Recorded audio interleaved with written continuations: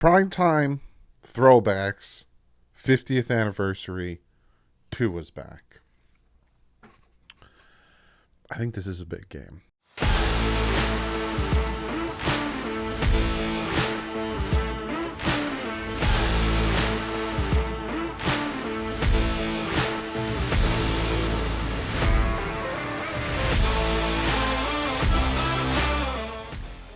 What is up, Finn fans? Miami Dolphins hosting the Pittsburg Steelers on Sunday Night Football. This is the third time that the Miami Dolphins have played on Sunday Night Football. Third.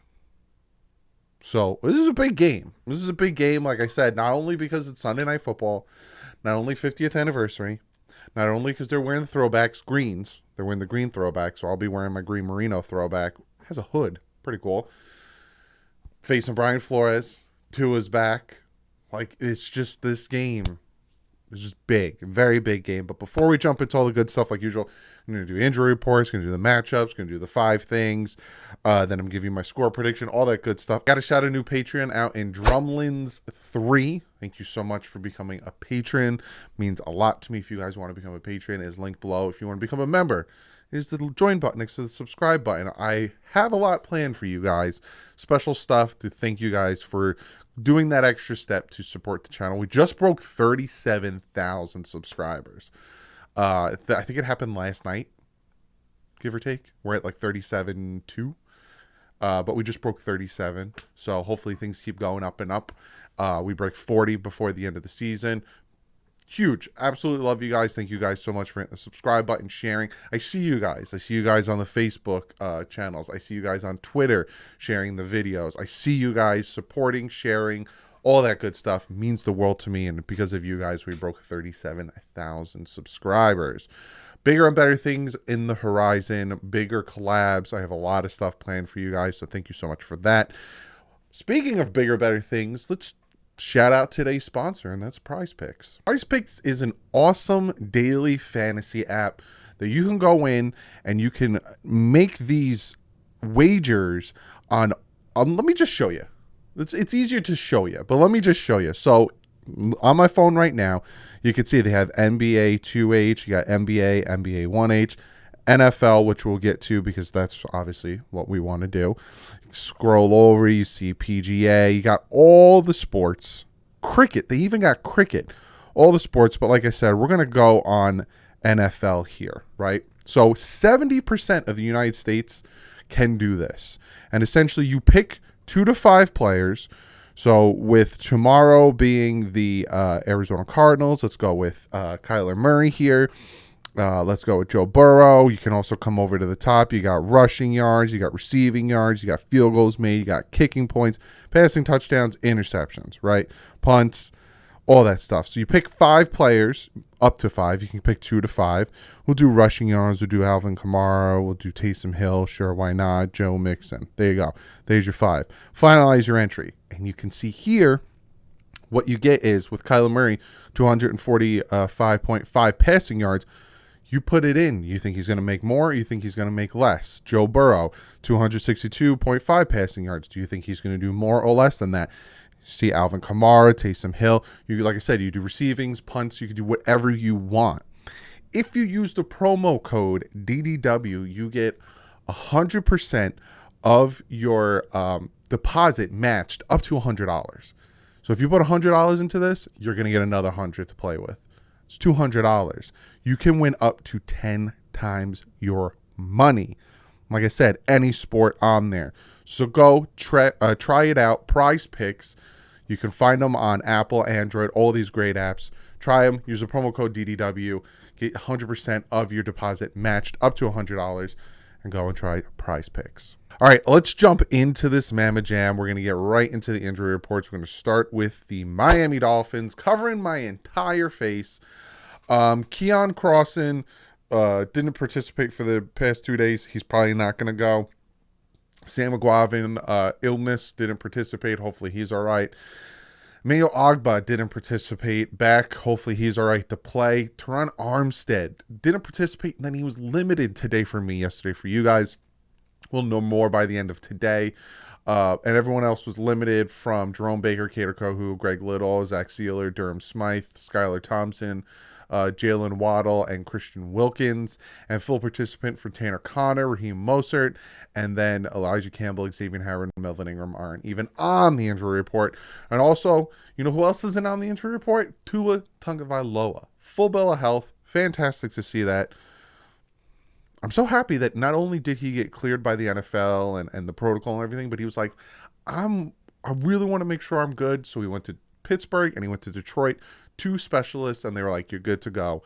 And he's going to play. Before we jump into the Minnesota Vikings, they put Trey Flowers on and Nick Needham on IR. Trey Flowers is probably the short-term IR. He'll probably be back in 4 weeks. Nick Needham's done for the year. He tore his Achilles. But they did interview Teron Armstead. And they asked him, it's a toe injury. They said, is it a turf toe? He's like, I wouldn't say it's a turf toe, but this, and that. They asked him when it happened. He said the first game. So he's been playing with that turf toe for a couple games or whatever the toe injury is. They asked him if he could play. He says, if I can play, I'm playing. That is never a question. If I can go out there and do my job, I'm going.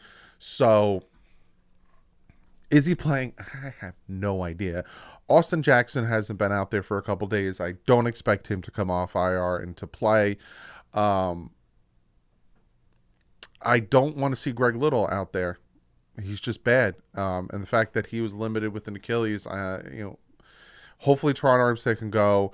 And then I don't know what's going to happen at right tackle. We'll keep an eye out for that. Follow me on Twitter, because as soon as news like that breaks, I will tweet it out. But so far, hoping it's Teron Armstead. If not, think about putting Liam Eichenberg at right tackle. It's his normal position. It's not guard. So we'll see. I'll keep you guys updated. Let's look at the Vikings injury report. It's Vikings Steelers injury report. I'm still stuck on last week. Still pretty long. Pretty long. Cameron Hayward didn't participate. It was a rest day. Steven Sims didn't participate for the past 2 days. Limited was James Pierre. Other than that, full practice for everyone. From Mason Cole, James Daniels, Mika Fitzpatrick, Pat Freiermuth, Miles Jack, the whole lot of them. Full participation. Not much there, but they don't have TJ Watt still, so that's going to help the Dolphins out in that aspect of it. So that is the injury report. Now let's dive into matchups. So what I always do is we're going to look at the Fins offense versus the Steelers defense, and then the Steelers offense versus the Fins defense. And there's some things in here that are really do help out the Dolphins, right? So points for, when it comes to the Dolphins offense, they're 17th ranked. When it comes to the Steelers defense, they are 23rd ranked. So their defense gives up a lot of points, and the Dolphins score a good amount of points. So that's nod to the Dolphins. Yards, the Miami Dolphins are ranked 8th in the NFL on offense in yards. Steelers defense is 29th ranked. Pretty bad in giving up yardage. There's the advantage to the Dolphins. Passing, the Dolphins passing offense is ranked second in the NFL. The Steelers are ranked 30th. So the Dolphins have a huge advantage there. Run offense, the Dolphins are 30th. I think a lot of that has to do with the fact that they stop running at some points, especially in the schemes that they're playing. Steelers defense, when it comes to run stopping, is 18th. Not great, but not horrible, but not great. When it comes to third down conversions, we were so good when we were 3-0. Now we've dropped. We're 21st ranked. And you've seen it. You saw it last week with the 3-and-outs, and you saw it the week before against the Jets with a ton of 3-and-outs. I honestly think that's going to change with Tua back at the helm. But we're 21st ranked now, 38.2% conversion. They give up a lot of third down conversions. They're 26th ranked on defense, 43.7% conversion on defense. And then red zone, the Dolphins are 4th. 70.6% of the time when they hit that red zone, they're going to score a touchdown. They just got to get down there. And then the Steelers are 8th, not allowing much in the red zone, 47.8%. And then let's flip it. Dolphins defense versus the Steelers offense. The Steelers offense, points for, are ranked 30th. It's only 2 teams worse than the NFL scoring points than the Steelers. And the Dolphins defense is 27th ranked. Yards, the Steelers offense is 29th ranked. The Dolphins defense is ranked 23rd. Passing offense, they're ranked 25th. Passing defense, the Dolphins ranked 25th as well. Their rush offense is 28th ranked. The Dolphins' rush defense is 11th ranked. And then when you look at third down conversions, they are 20th in the NFL, only converting 38.3% of their third downs. The Dolphins are 27th, allowing 44% conversion.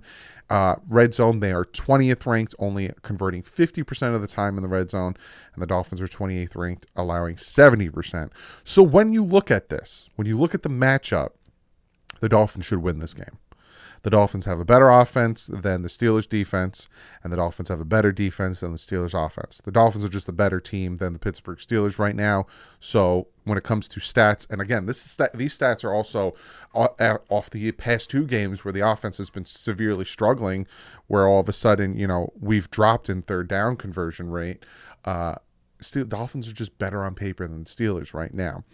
Let's go to the 5 things the Dolphins need to do. There's some obvious ones that I don't have on here, but I'm still going to talk about it. But again, there's no specific order from most important, least important. It's just what I thought of while I was doing this. First and foremost, the number one thing on this list, better offensive line play. I don't know if Teron Armstead's going to be out there. I'm hoping he could be out there. The fact that he did practice today on a limited basis, hopefully tomorrow he practices again in a full-time basis, shows that he can play on that toe. Having him at left tackle would be huge, really help, especially with the run game.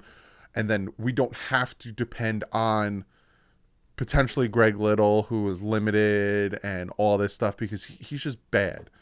He's just really bad. The other guy we picked up, who I think is Ben Still, or... He's so bad I don't even remember his name. He would do better at right tackle than Greg Little. But we need better offensive line play. Tua's coming back. I honestly would personally think he'll do better. He doesn't hold the ball that long unless it's certain plays, but most of the time he's very quick at getting the ball out. He's a very good pocket presence, stepping up and stuff. So I think that will help the offensive line, but they need to play better, and we need to open up the run game, and we need to allow that to happen, because lo and behold, my number 2 thing that the Dolphins need to do to beat the Steelers, you got to run the ball. Got to run the ball. We actually have been able to get some good runs, especially against the Jets, over 110 yards, Raheem Mostert. Last week, Raheem Mostert was going off with some nice runs. And then they kind of back away from it. They kind of go away from it and try to do different things, try to get fancy. Stick with the run the ball, especially if Teron Armstead's back out there and we're able to open up these lanes. If he's toes healthy, run the ball and just eat this clock up, get this victory, and then go relax. We got to run the ball. The next thing that the Miami Dolphins have to do if they want to beat this Pittsburgh Steelers team, next man up.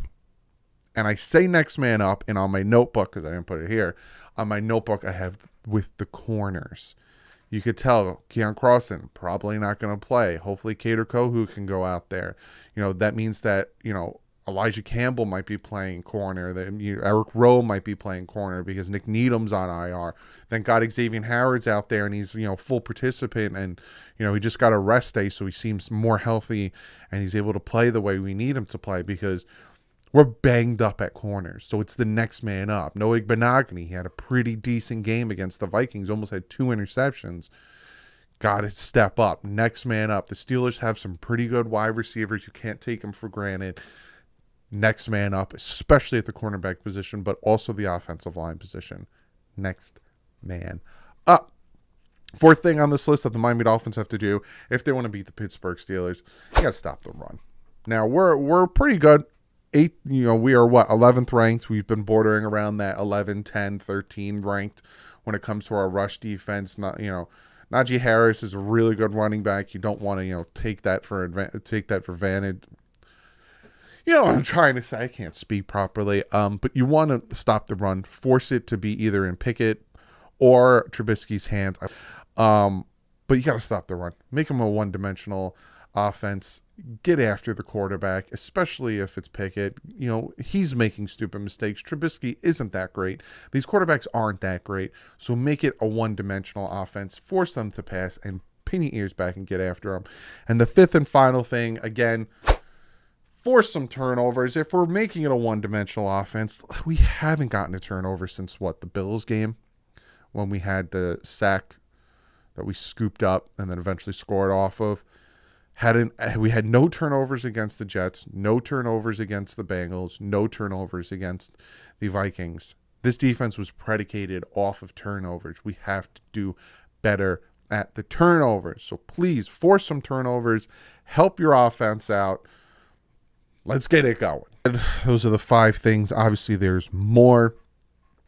The biggest things that I'm noticing about this game, right? Tua Tagovailoa is back.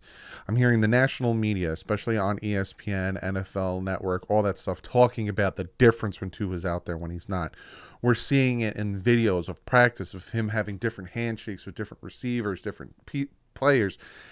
You hear Barry Jackson, you read Barry Jackson's article where he talks about that Tua is a leader. He goes to each of the guys in the locker room. He has different conversations with people. This team plays different under Tua Tagovailoa.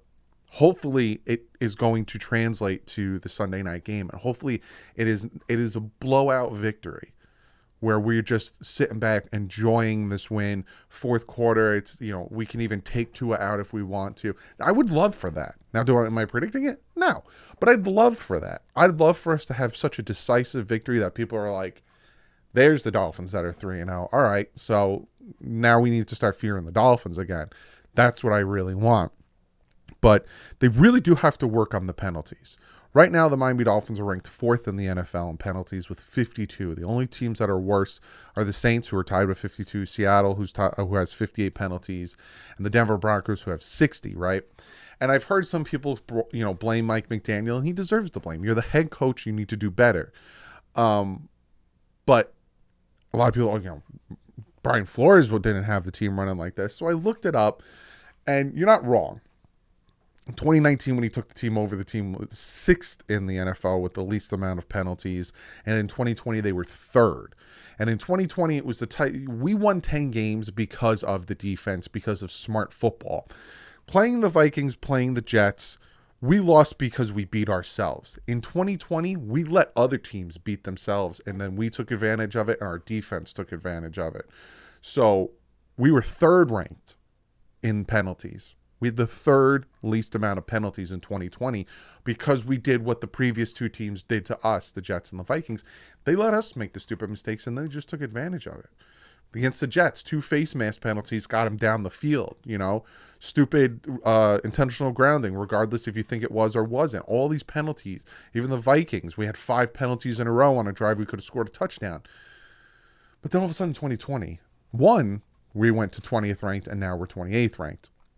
So, to say, it never happened under Brian Flores, it did. There was a huge drop-off from 2020 to 2021. It seems like once he got rid of that TNT wall, the team kind of lost its discipline. So the Dolphins need to get back to that discipline. They need to take this more seriously, and Mike McDaniel needs to essentially be strict, be more strict, and really hold this team accountable. Right?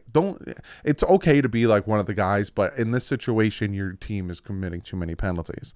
Last thing I'm going to talk about before I get into my prediction is Shannon Sharpe and Steve Smith came out and they made a video talking about Tyreek Hill. And they called him not a pure catcher. They say he doesn't catch with his hands, and they call him fast, but they don't think he's a wide receiver, pure catcher, and all that stuff. And they talk some crap on him. And now Tyreek Hill has something to prove.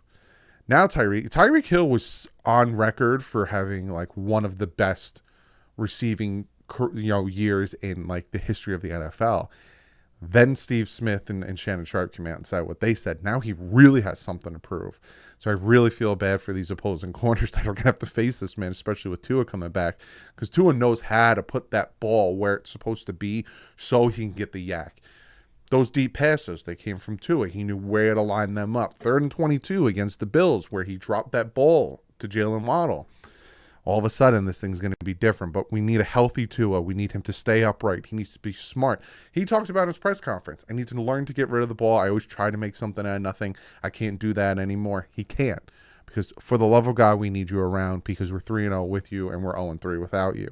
That being said, I think that the Miami Dolphins win this game 28-17. The Miami Dolphins are 0-2 in Sunday Night Football. They lost to the Jets in 2010. It was Chad Henne versus Mark Sanchez, and they lost to the Raiders in 2017.